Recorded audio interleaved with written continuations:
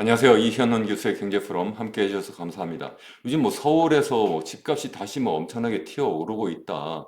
앞으로 이 선거가 끝나고 나면 새 정부 들어서면 그게 어느 쪽이든 뭐 여러 가지 뭐 건설 경기를 띄우기 위한 정책을 시행할 것이기 때문에 집값은 더더욱 튀어오를 것이다. 이렇게 하면서 많은 사람들이 지금 막 걱정하고 실제 그래서 빚내서 집을 사고 있는 그러한 상황입니다. 그래서 앞으로 정말 걱정스럽다 하는 마음을 많은 분들이 갖고 계실 거고 저는 정말 걱정을 많이 하고 있습니다. 이게 계속 집값이 올라가게 되는 것은 제가 계속 말씀드리지만 정말 지속 가능하지 못할 뿐만 아니라 이것이 결국 우리나라 모두를 불행하게 만들 것이다. 어느 순간 거품이 꺼져도 문제고 거품이 꺼지지 않다 하더라도 높은 집값은 결국 젊은이들로 하여금 어디 들어가서 살 수 있는 집을 구할 수 없는 주거 사다리가 끊어지는 상황이 되기 때문에 우리나라의 합계 출산율을 계속 떨어뜨릴 수밖에 없을 것이고 그것이 우리나라의 인구 고령화를 더 가속화할 것이고 그것이 우리나라의 성장 잠재력을 더욱 빠르게 0%로 추락시킬 것이다. 뭐 이런 말씀을 계속 드렸고요. 그것 말고도 사실은 사회적으로 경제적으로 양극화되는 것도 큰 문제이다. 뭐 이렇게 제가 여러 가지로 말씀을 드려왔습니다. 그런데 사실 생각해보면 우리나라의 집값이 이렇게 올라갈 수가 없다. 여러 번 말씀드렸어요. 적어도 경제적인 측면에서 시장 원리로 본다면 우리가 수요 공급을 볼 때 수요 측면에서 보면 인구 고령화 측면에서 우리나라의 전체 인구도 줄고 특히 젊은 청년들 그리고 중장년들의 인구수가 절대적으로 또 상대적으로 계속 줄고 있기 때문에 집에 대한 수요가 예전처럼 늘어나는 것이 아니라 도리어 줄어들 수밖에 없습니다. 이렇게 말씀드렸고 또 잠재 경제 성장률이 계속 0%로 추락하고 있기 때문에 또 집값을 띄우는 것이 아니라 떨어뜨리는 바로 이 수요가 계속 감소할 수밖에 없는 그러한 요인이 된다. 이런 말씀도 계속 드렸고 세 번째로 이제 유동성 또는 금리의 문제인데 예전처럼 이렇게 금리가 뭐 0%대로 떨어지지 않을 거다. 그래서 어느 정도 뭐한 중간선 정도 최근에 한국은행이 기준금리를 2.75에서 2.5%로 낮췄습니다만은 이것은 경기가 너무 나쁘기 때문에 또 앞으로 단기적인 측면뿐만 아니라 장기적으로 계속 경기가 나쁘기 때문에 금리를 낮출 수가 있는데 금리가 낮추는 게 그게 과연 부동산 가격, 집값을 띄우는데 좋은 소식인가요?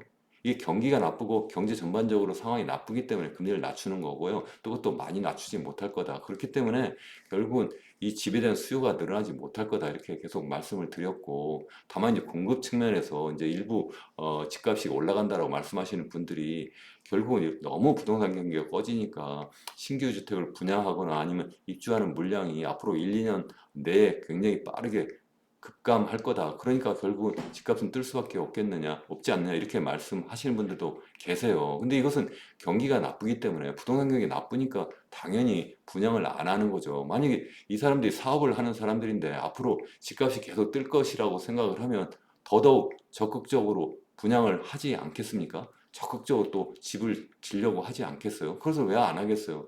지금뿐만 아니라 앞으로도 부동산 경기가 이렇게 엄청나게 살아나지 않을 거라고 보기 때문에 분양을 하지 않는 거라고 저는 그렇게 생각을 해요.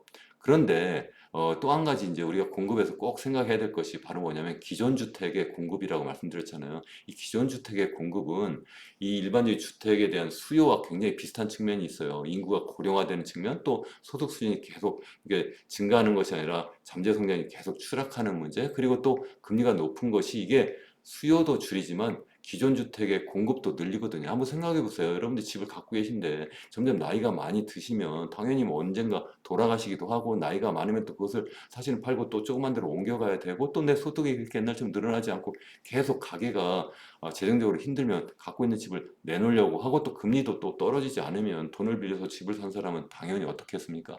당연히 또 집을 내놓으려고 하겠죠. 그렇기 때문에 기존 주택의 공급, 그러니까 시중에 매물이 많이 나올 수밖에 없어요. 그런데 문제는 뭐 지난 정부, 지지난 정부 계속해서 우리나라의 집값을 띄우는 정책을 의도적이든 아니면 결과적으로 그러한 상황을 만들었다. 그러니까 의도했던 의도하지 않았던 결과적으로는 집값을 띄우는 그러한 결과를 계속 가져온 거예요. 그래서 그러한 정책을 좀 쓰지 않으면 좋겠다. 특히 뭐 지난번 정부 때 뭐 집값이 떨어질만 하니까 뭐 여러 가지 방법으로 빚내서 집 사라 하는 정책을 계속 썼고 또 지금도 계속해서 쓰고 있다 이런 말씀도 드렸잖아요. 뭐 여러 가지 방법을 막 쓰고 있습니다. 뭐 하다못해 뭐 20대부터 시작해서 뭐 20대부터 뭐 2억 3억을 돈을 빌려줄 테니 뭐 청년주택 드림대출이라고 해가지고 뭐 돈을 빌려주겠다. 시중금리보다 뭐 1% 2% 싸게 뭐 빌려주겠다부터 시작해서 그것도 부족하니까 이제는 뭐 아예 지분형 모기지 해가지고 뭐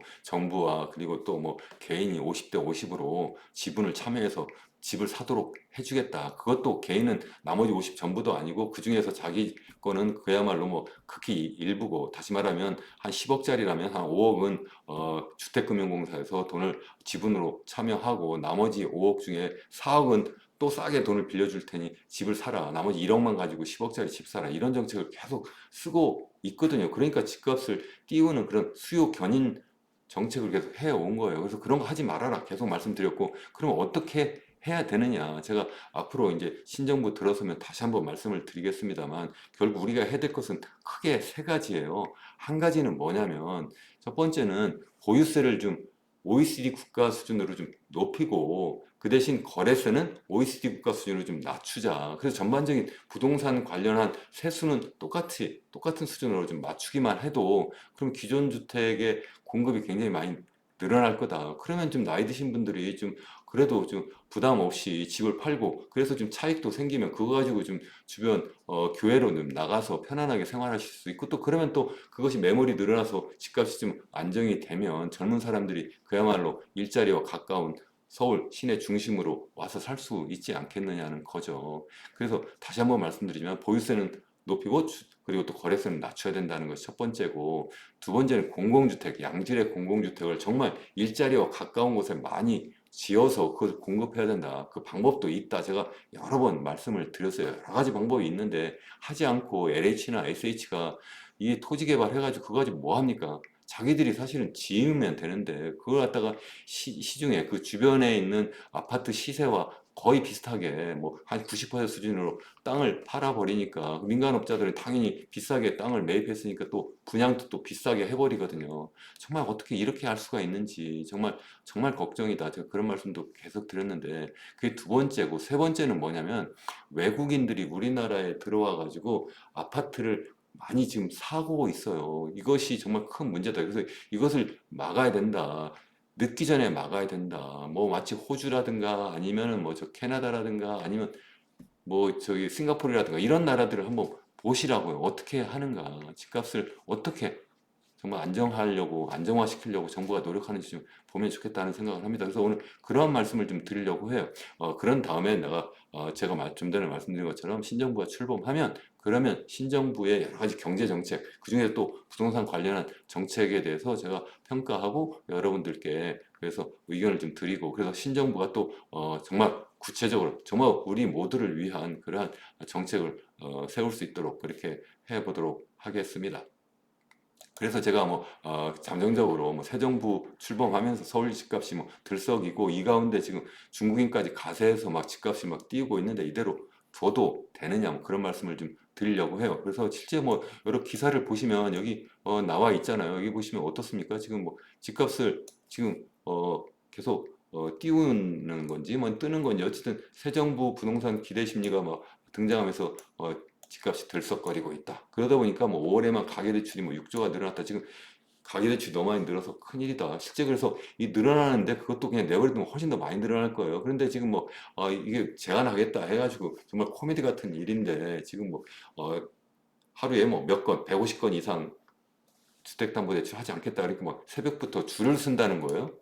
이게 도대체 시장 원리대로 하는 게 아니잖아요. 이게 정말 우리나라에서 정말 시장 경제가 제대로 먹히지 않는 제일 첫 번째 부분이 바로 저는 이 부동산 주택 부분이라고 생각하거든요. 정부가 정말 완전히 이거 가지고 주물락주물락 하면서 막 들어 올리는 거예요. 정말 마치 제가 그래서 언제는 악어의 눈물이다 이런 말씀을 드렸잖아요. 마치 정말 국민을 위하는 것처럼 하지만 사실 집값을 계속 끌어올려가지고 정말 있는 사람들 그리고 부동산 업자들 정말 도와주는 정책을 계속 한다 이런 말씀을 드렸는데, 그래도 그런 상황이 계속 되고 있습니다. 그래서 지금 계속 가계대출이 계속 최근에 4월, 5월 지금 연초에 비해서 크게 증가했다 뭐 그런 이야기도 했고, 지금 최근에 이제 DSR이 이제는 곧 다음 달부터 시행되기로 했잖아요. 3단계가 이제 7월부터. 그러다 보니까 또 맞으면 막차 타겠다. 왜냐면 이게 부동산 대출할 때, 담보대출할 때 DSR 이제 3등급까지 하면 이제 가산금리가 1.5% 붙는 것을 가정하고 이제 총액, 그러니까 최대 빌릴 수 있는 그런 금액을 정하니까 그만큼 뭐 많게는 뭐 이것이 뭐 몇천만 원부터 뭐 1억까지도 이렇게 빌릴 수 있는 돈이 줄어드니까 미리부터 서둘러서 가계대출, 특히 이제 주택담보대출을 한다 뭐 이렇게 지금 하고 있는데 그것 자체도 전 사실 코미디라고 생각합니다. 지난해에도 이걸 2단계 실시할 때도 이것을 9월로, 그러니까 당시에 7월 1일부터 시작하기로 했는데 갑자기 그걸 또 늦추는 바람에 6월 1일인가요? 그래서 3개월 또 늦추는 바람에 9월까지 또 주택담보대출 또 확 또 튀어 올랐잖아요. 그럼 또 집값도 띄워 올리고 뭐 이렇게 했는데 정말 이게 전부 다 누가 이렇게 합니까? 다 금융위원회가 이걸 가지고 다 장난하면서 집값을 띄우고 있는 거거든요. 어쨌든 정말 문제라고 저는 생각을 하는데 이러한 가운데 지금 보세요. 이거 이 오늘 기사하고 뭐 어제 기사하고 이렇습니다. 이거 뭐 매경에서 나온 건데 이러다 월세도 위안화로 내겠다. 부동산 흡수하는 중국의 왕서방들 뭐 그다음 뭐 기사 제목은 한국서 아파트 쓸어 담더니 중국인 집주인이 가장 많았네. 뭐 이런 이야기도 있고 뭐 한국인들 가로막히니까 이제 중국인들 다 쓸어버렸다. 뭐 이런 이야기. 또 우리 집주인이 보니까 8살 중국인이더라. 그들은 뭐 완전히 부동산 쇼핑을 하고 있고 내국인은 완전히 봉이다. 뭐 이런 이야기도 하고 있고요.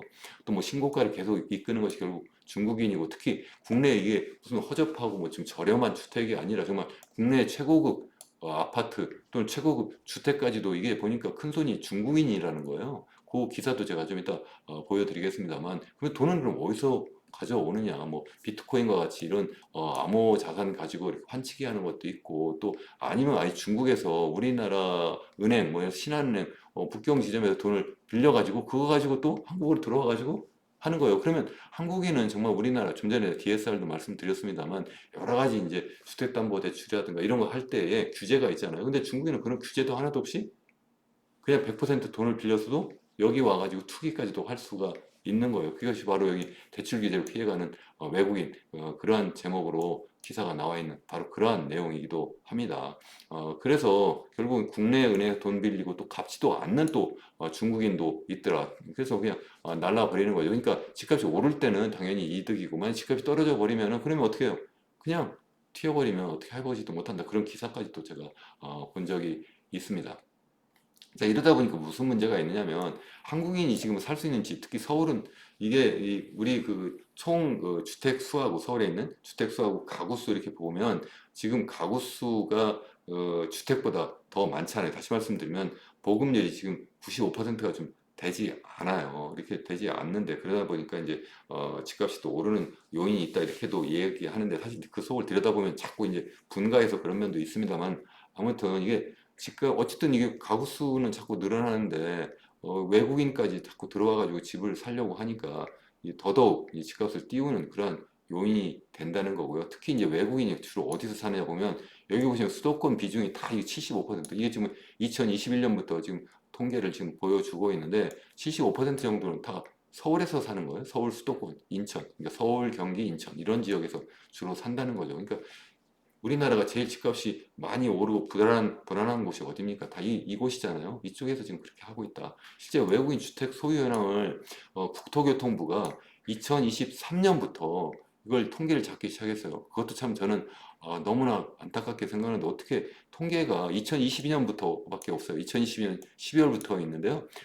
가장 최근 통계 자료가 어제 발표한 그러니까 5월 30일 발표한 2024년 12월 말 기준으로 외국인 토지 주택 보유 통계예요. 거기 보시면 우리나라의 지난해 말 기준으로 외국인이 보유하고 있는 주택 수가 10만 채가 넘어버렸어요. 10만 채가 넘었어요. 10만 채가. 근데 아까 말씀드린 것처럼 75%가 다 어디 있다고요? 다 수도권에 있어요. 그러니까 7만 5천 채가 서울에 있다 이렇게 보시면 되고요. 여기 보시면 2020년 12월 딱 2년 전에 비해서 지금 보면 17,000호가 늘었어요. 그만큼 더 샀다는 거잖아요. 네.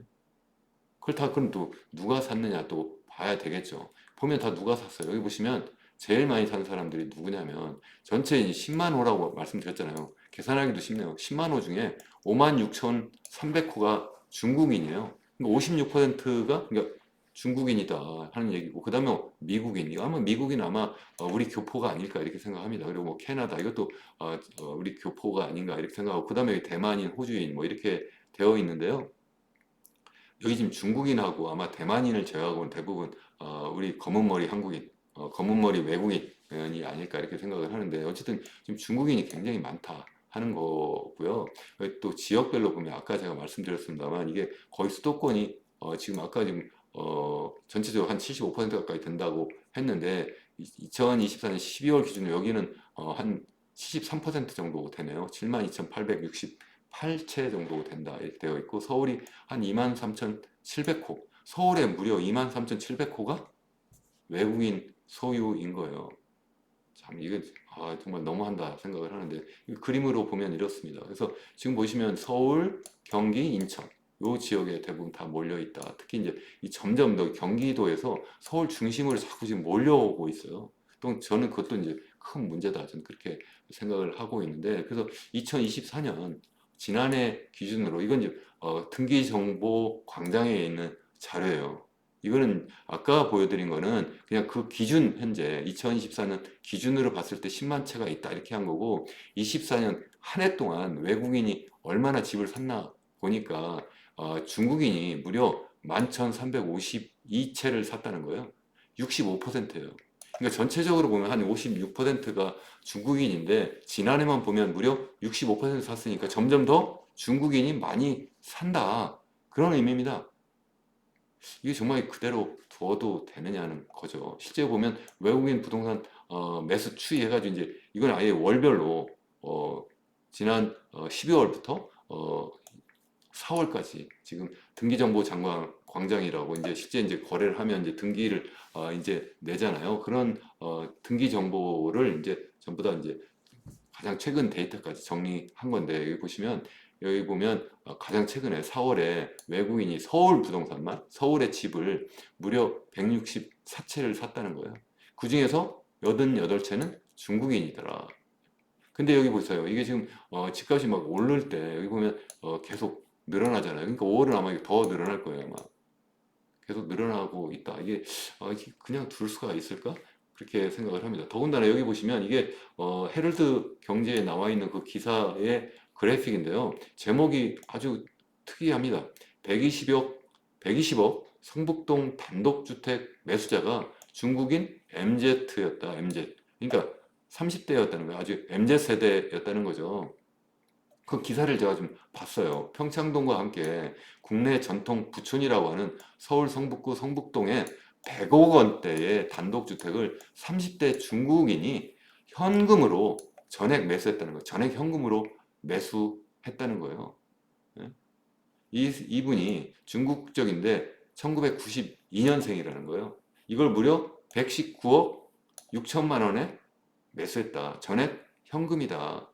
이렇게 이야기를 하네요. 근데 여기 또 밑에 기사를 보시면 2021년부터 25년까지 5년 동안 100억 원 이상 부동산 거래는 3건밖에 없었다는 거예요. 그 중에 한 건이 이번에 있었던 거고, 그것까지 포함하면 총 2건이 중국인이었다는 거예요.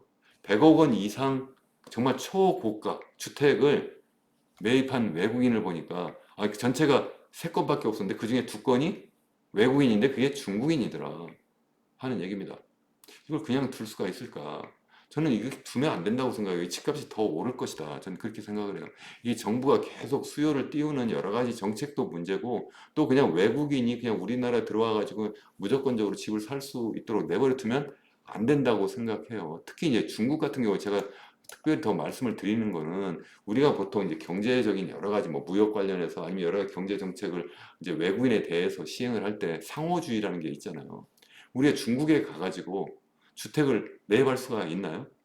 최소한 1년 이상 합법적으로 실거주를 해야 돼요. 그것도 토지는 살 수가 없고요.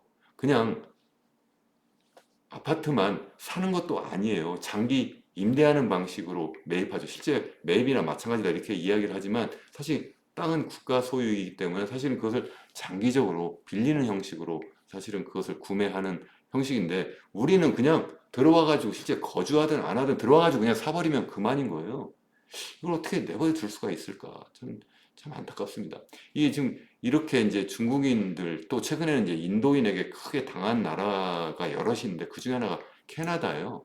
캐나다가 제가 뭐 예전에 2015년에 딱 10년 전에 제가 거기 가 있었어요. 2014년, 15년 이때 거기에 이제 캐나다 밴쿠버에 브리티시 컬럼비아 대학에 이제 교환 교수로 가 있을 때 그때도 보면 중국인들이 많이 들어오면서 막 집값이 막 올라가기 시작하는 거예요. 그러다 보니까 이제 서울과 마찬가지로 중심 지역이 있잖아요. 그 중심 지역에 있는 그 부촌이 점점 더 외국인의 점령이 되다 보니까 정작 거기에 거주하던 그 캐나다 이제 백인들이죠. 그 사람들 자꾸 이제 교회로 도리어 나가더라고요. 그런 상황이 막 벌어지고 있었고 그러다 보니까 이제 이 브리티시 콜럼비아 주 밴쿠버가 있는데 거기에서부터 시작해서 뭐 외국 구매자에 대해서 이제 취득세를 20%뭐 중과한다. 온타리오 주 이거 뭐 이런 토론토가 있는 데죠. 이런 데도 뭐 이런 구매자에 대해서 취득세를 뭐 25% 추가 부과한 뭐 이런 정책을 썼다가 그거 가지고 되지 않으니까 이제 아예 중앙 정부에서 아예 23년 1월 1일부터 25년 1월 1일까지 2년 동안 아예 외국인은 캐나다 주택을 살 수 없도록 아예 금지시켜 버렸어요. 그러다가 그래도 이 집값이 안 잡힌다 해가지고 다시 또 2년 연장해가지고 2027년 1월까지 연장을 해놨어요. 지금도 계속 연장하고 있고 그래서 앞으로도 아마 계속 연장하지 않을까 이렇게 생각을 합니다. 이런 정책은 우리가 좀 정말 한번 좀 공부를 좀 해봐야 되겠다 이런 생각을 좀 우리 정부가 좀 해봐야 되겠다 생각을 하고요. 또 한 가지는 싱가포르 사례인데 싱가포르 사례는 제가 여러 번 말씀드렸는데 여기는 그야말로 전체 주택 중에 80%가 다 공공주택이에요.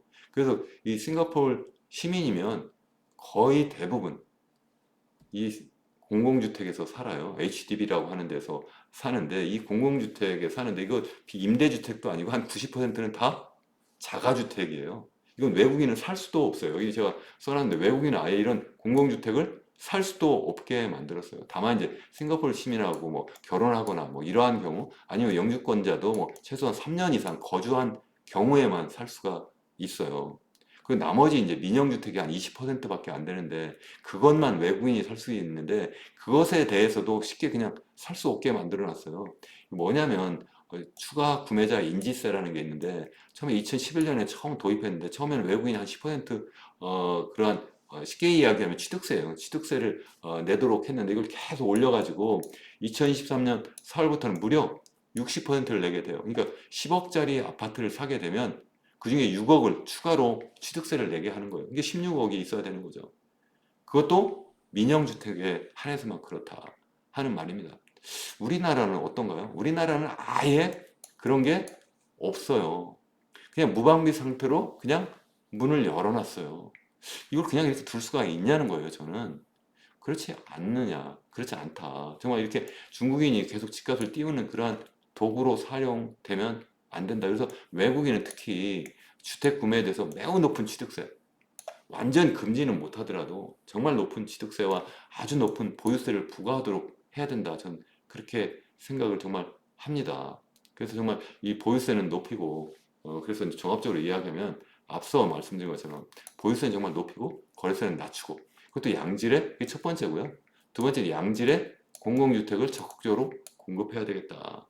세 번째는 외국인에 대해서는 좀 전에 말씀드린 것처럼 매우 높은 취득세와 보유세를 더 부과해야 된다. 그러니까 이미 내국인에 대해서도 높은 보유세를 부과하지만 그거보다도 몇 배 높은 그런 보유세 그리고 취득세를 다 이 외국인은 내야 되도록 이렇게 해야 되지 않는가 생각을 하고 마지막으로 이제 결혼한 부부에 대해서는 또 출산한 부부에 대해서는 공공주택을 우선적으로 제공해야 되는 것이 맞다 이렇게 생각을 합니다. 최근에 제가 이제 신문 기사를 하나 본 것이 있는데 그 기사가 뭐냐면 최근에 이제 외국인에 대해서 외국인이 이렇게 부동산 취득을 자꾸 하게 되니까 이에 대해서 이제는 그냥 무조건 신고만 하는 것이 아니라 사전에 이 심사를 받도록 이렇게 한다는 그러한 법안이 상정되었다고 하더라고요. 저는 그거는 정말 그 정도 해가지고는 약발이 먹히지 않을 거라고 생각을 합니다. 그래서 차제에 우리나라의 부동산 정책 전반적인 것도 한번 다시 점검을 하고 그리고 또 특히 외국인에 대한